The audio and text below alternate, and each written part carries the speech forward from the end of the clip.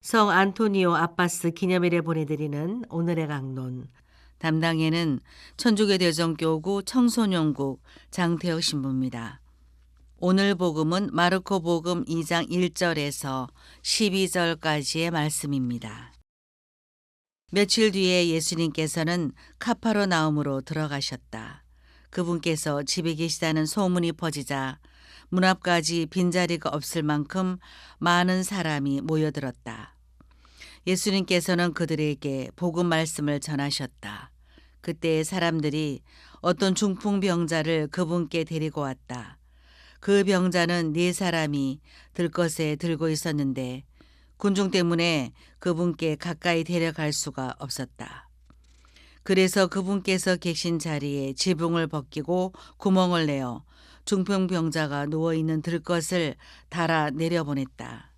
예수님께서 그들의 믿음을 보시고 중풍병자에게 말씀하셨다.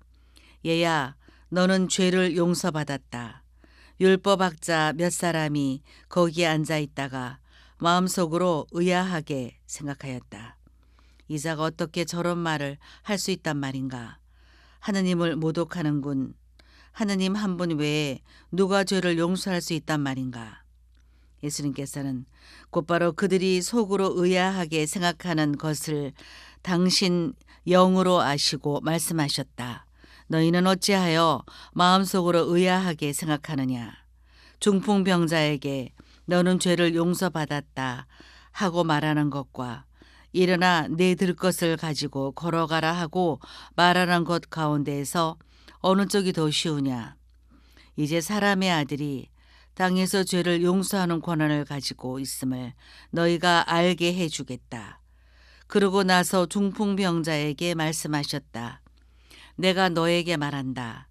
일어나 들 것을 들고 집으로 돌아가거라. 그러자 그는 일어나 곧바로 들 것을 가지고 모든 사람이 보는 앞에서 밖으로 걸어 나갔다. 이에 모든 사람이 크게 놀라 하느님을 찬양하며 말하였다. 이런 일은 일찍이 본 적이 없다. 대전 가톨릭 평화방송 애청자 여러분 안녕하십니까? 오늘은 연중 제1주간 금요일입니다. 어제에 이어서 오늘도 예수님의 치유 사화에 대한 복음을 들었습니다. 어제는 나병 환자를 치유하셨고 오늘은 중풍병자를 치유하셨죠. 어제 나병 환자는 부정하다는 이유로 한마디로 살아있는 송장처럼 사회로부터 격리되어 예수님께 다가갈 수 없는 존재였습니다. 그럼에도 불구하고 예수님께 나와 무릎을 꿇고 하고자 하시면 저를 깨끗하게 하실 수 있습니다. 라고 고백한 나병 환자의 모습은 그가 얼마나 예수님께 깊은 믿음을 가지고 있었는지 생각해 볼 수 있었죠. 오늘 중풍병자 역시 어제의 나병 환자의 상황과 비슷합니다. 어제 나병 환자가 부정하다는 이유로 예수님께 나아갈 수 없었던 존재였듯이 오늘 중풍병자 역시도 예수님께 모여든 많은 인파 때문에 예수님께 나아갈 수 없었습니다. 하지만 포기하지 않고 끝까지 중풍병자를 예수님께 인도한 4명의 친구들 덕에 중풍병자는 예수님으로부터 치유를 받게 되지요. 이렇게 치유를 필요로 하는 두 인물의 상황, 그리고 예수님께서 그들을 고쳐주셨다는 점에서 이 두 복음은 공통점을 갖고 있지만 한편으로 오늘 복음은 어제와는 조금 다른 특별한 점들이 또 있었습니다. 바로 다소 엉뚱하게 들리는 얘야, 너는 죄를 용서받았다 라는 예수님의 말씀과 그리고 예수님께서 중풍병자가 아닌 그를 데리고 온 4사람의 믿음을 보았다는 점이지요. 오늘은 이 2가지에 대해 말씀드리고자 합니다. 앞서 말씀드린 것처럼 예수님께서는 그렇게 당신 앞으로 나아온 중풍병자를 보면서 이러한 말씀을 하셨습니다. 얘야, 너는 죄를 용서받았다. 사실 우리로서는 다소 엉뚱하게 들릴 수밖에 없습니다. 병에 걸린 사람에게 너는 죄를 용서받았다 라고 하는 것은 무언가 좀 어색하기 때문이죠. 오늘날 몸이 아픈데 병원에 안 가고 성당 고해소문을 두드리는 분은 없을 겁니다.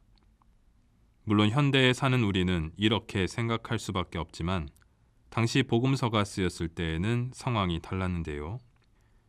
당시의 이들 관념 속에는 이러한 도식이 있었습니다. 병은 죄로부터 온다. 다시 말해 병은 죄의 결과였던 것이죠. 물론 모든 병이 죄의 결과라고 단정할 수는 없겠지만 당시에는 병의 원인을 죄에서 찾으려 했고 이렇게 죄와 질병을 하나로 묶어서 이해하고 있었던 것입니다. 때문에 오늘 다소 엉뚱한 예수님의 너는 죄를 용서받았다라는 말씀, 그리고 율법학자가 예수님을 의심하며 품은 말, 하느님 외에 누가 죄를 용서할 수 있는가? 그리고 중풍병자가 일어나 곧바로 들 것을 가지고 걸어 나간 것, 이것들을 통해 오늘 복음은 이러한 결론에 이르게 됩니다. 예수님은 참 하느님이시며 그분께서는 죄를 용서하시는 분이시다. 이와 더불어 오늘 복음에서 한 가지 더 중요한 것은 이러한 예수님의 치유와 용서를 불러온 계기입니다. 물론 기적을 베푸시는 분은 예수님이시지만 그 기적을 유발시킨 힘은 바로 그 기적을 베푸시는 분께 대한 믿음이었지요. 어제는 나병 환자 한 인물의 깊은 믿음이 예수님의 치유를 불러왔지만 오늘 중풍병자의 치유는 그의 믿음에 의한 것이 아니었습니다. 바로 그를 데리고 온 네 사람의 믿음이었지요. 곧 오늘 독서인 히브리서와 복음이 강조하는 주제는 바로 공동체입니다. 믿음도 용서도 그에 의한 치유도 모두 공동체적인 것임을 강조하고 있지요. 우리의 믿음은 나만을 위한 믿음이 되어서는 안 됩니다. 우리의 믿음은 서로의 들 것을 들어주는 믿음이어야 하고 서로의 들 것에 나를 순순히 내어 맡기는 이러한 공동체적 믿음이어야 하죠. 이에 대해 히브리서는 이렇게 이야기합니다. 사실 그들이나 우리나 마찬가지로 기쁜 소식을 들었습니다. 그러나 그들이 들은 그 말씀은 그들에게 아무런 이득이 되지 못하였습니다. 그 말씀을 귀여겨 들은 이들과 믿음으로 결합되지 못하였기 때문입니다. 곧 공동체는 나 혼자 믿어서 하느님께 나아가고 그래서 구원받는 것이 아닌 나의 믿음과 너의 믿음이 함께 결합되어 주님께 함께 나아가는 것을 뜻하지요. 물론 그것이 편하고 쉽고 안전한 일이라고 말씀드릴 수는 없습니다.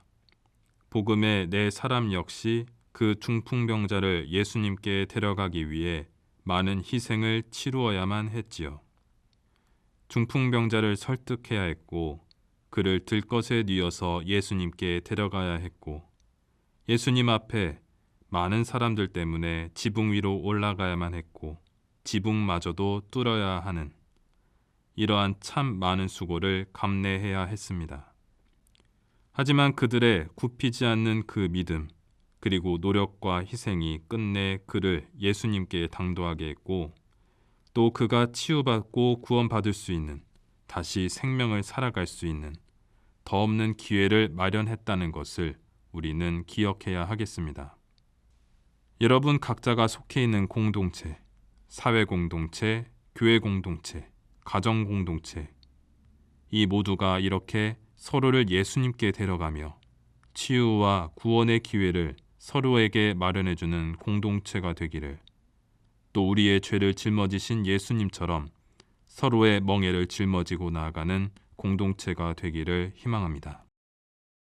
오늘의 강론, 지금까지 담당에는 천주교 대전교구 청소년국 장태혁 신부였습니다. 내일도 장태혁 신부의 강론이 계속됩니다.